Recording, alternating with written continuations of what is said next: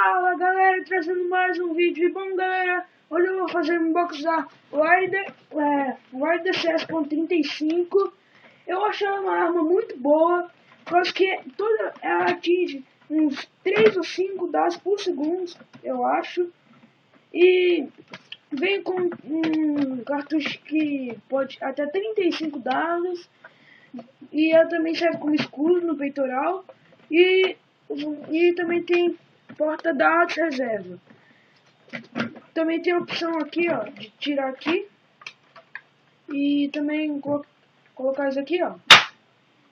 Aumentar. Pra tirar, galera, eu vou ensinar aqui, ó. Tem um botão aqui atrás. Você aperta ela pra baixo e puxa. Aí tiro. Aí, segundo, vai ter escudo. Aí também vai ter o escudo, claro, que eu já falei. Como tira o cartucho? Você primeiro atira, carrega e clica esse botão daqui, ó, e puxa.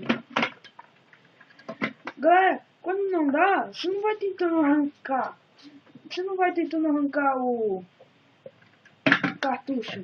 Você vai direto. Você vai, joga mais pra trás, aí puxa. Aqui vai ter também a opção de ver qual dado que tá travando.